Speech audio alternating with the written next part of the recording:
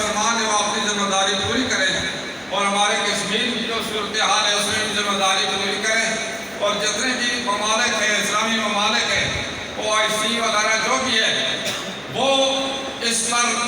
سختی سے نوٹس بھی لیں اور اس کے لیے انتظام کریں تاہم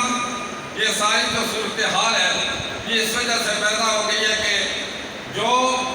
اللہ پاک اور رسول پاک صلی اللہ علیہ وسلم نے ہمیں حکم دیا تھا ہم اس پر نہیں چل رہے مسلمان تو ایک جذبات کی حیثیت رکھتا ہے کسی جگہ کسی پر تکلیف ہوتی ہے تو سب جسم کو تکلیف ہوتی ہے اس لیے ہمیں چاہیے کہ اپنی استطاعت کے مطابق ضرور اس کا احساس کرتے ہوئے اس کا اظہار بھی کریں اور اس کے ساتھ ہی دعا بھی کریں اور کوشش بھی کریں آج چونکہ میں حلقے میں گیا تھا ہمارے وہاں پر 8 اکتوبر کو جو کہ قیامت صغریٰ ہوئی 2005 میں 8 اکتوبر جو زلزلہ آیا تھا ہزارہ میں اور آزاد کشمیر میں ہمارے کئی جو پیارے تھے ہزاروں میں 75,000 جو لوگ شہید ہو گئے اور تباہ بربادی تھی وہ آپ کے سامنے آج 8 اکتوبر کو ہم ان کے لیے جو یاد اس طریقے سے مناتے ہیں دعائی کر سکتے ہیں ان کی اللہ تعالیٰ مغفرت فرمائے اور مختلف علاقوں میں آج صبح بھی یہ انتظام وغیرہ کیے تھے لیکن یہ اللہ تبارک و تعالیٰ کی طرف سے جو ایک آزمائش آئی تھی یہ بھی ہماری آنکھیں کھولنے کے لیے تھی کہ ہم اگر غافل ہو گئے تو اللہ تعالیٰ مذہب میں پھر ہمیں وہ مقام نہیں دے گا اور اس کی غفلت کی ہماری غفلت کی وجہ سے پھر ہمیں اس طرح کے جو مسائل ہیں ان کا شکار ہونا پڑے گا تاہم اس کی وجہ جو زلزلے کی وجہ سے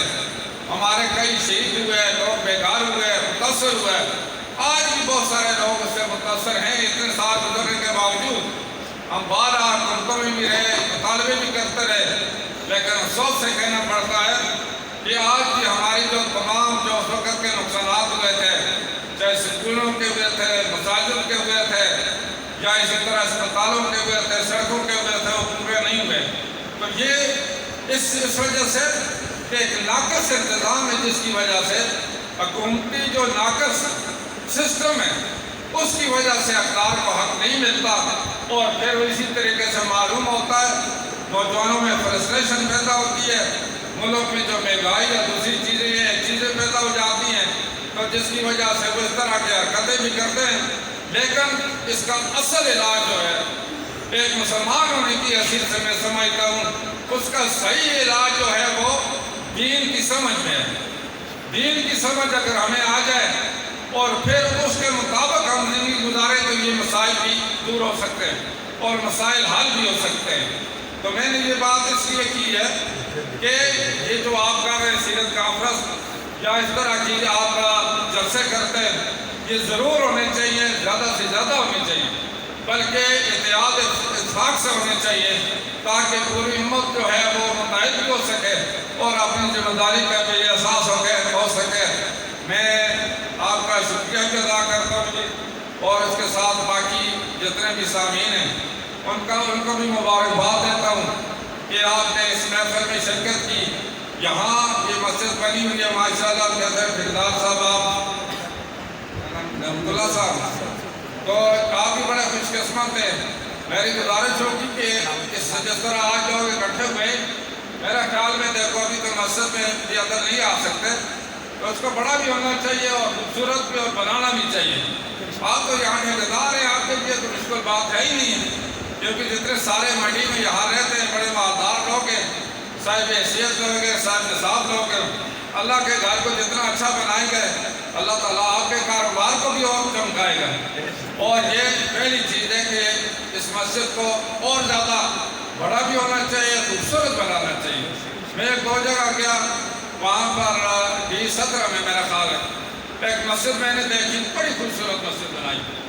آپ جائیں گے آپ دیکھیں گے دل باغ باغ ہو جاتا اندر جاتے ہیں جہاں مطلب ہے ایک چیز خوبصورت بنائی ہوتی ہے تو ہر شخص اس سے متاثر ہوتا ہے اور ایمان تازہ بھی ہوتا ہے تو اس کے لیے یہ ہم سب کی ذمہ داری بنتی ہے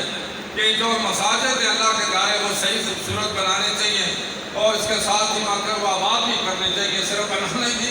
آباد بھی ہونے چاہیے لیکن آج کل مختلف سوسائٹیوں میں لوگ مساجد بناتے ہیں، ایک مسجد بنا کر بس باقی چھوڑ دیتے ہیں، حالانکہ ضرورت زیادہ ہوتی ہے۔ یہاں اسلام آباد میں بھی زیادہ ضرورت ہے، مختلف جگہوں میں ضرورت ہے۔ اس کے لیے ایک سسٹم ہم نے اس وقت بھی بنایا تھا، علماء کی کمیٹی بنائی تھی، پتہ نہیں وہ ابھی ہے یا نہیں ہے، کیونکہ وہ پہلے علماء کی کمیٹی بیٹھ کر اور اس کا مسجد کی جگہ سلیکٹ کرتے ہیں، اس کا مسئلہ اس کو ختم کر کے پھر اس کو تعمیر بھی کرائیں۔ تاہم یہ جنرل میرج ڈے میں ایک بات آ گئی تھی، لیکن اللہ تعالیٰ آپ کو خوش رکھے کہ دین کی محبت میں، رسول پاک صلی اللہ علیہ وسلم کی محبت میں، ہم نے علماء کرام ہی سے سنا ہے، جو حضور پاک صلی اللہ علیہ وسلم کی محبت اپنے ماں باپ سے بھی زیادہ نہیں رکھتا تو وہ کامل مسلمان مفہوم ہی کہ نہیں ہو سکتا، ٹھیک ہے نا؟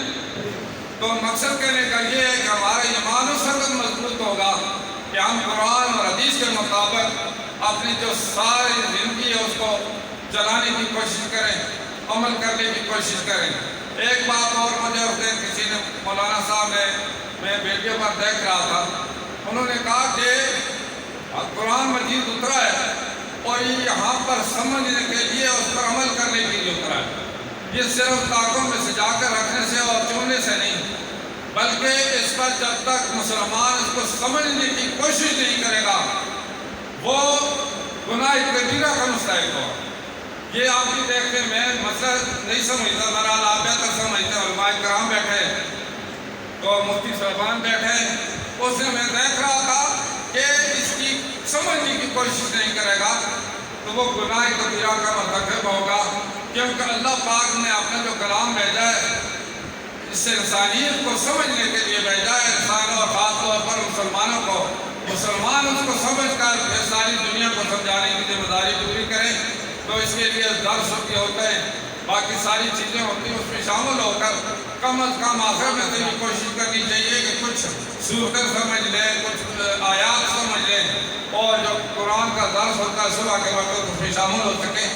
تاہم میں اللہ تعالیٰ کا شکر ادا کرتا ہوں اور آپ کا بھی شکریہ ادا کرتا ہوں کہ آپ نے مجھے اس محفل میں شرکت کا موقع دیا۔ میں اپنی اصلاح کے لیے یہاں حاضر ہوا ہوں۔ اللہ تعالیٰ مجھے بھی جو علماء کرام نے فرمایا ہے اس پر عمل کرنے کی توفیق عطا فرمائے، اور نبی آخر زمان صلی اللہ علیہ وسلم کی سیرت پر چلنے کی توفیق عطا فرمائے۔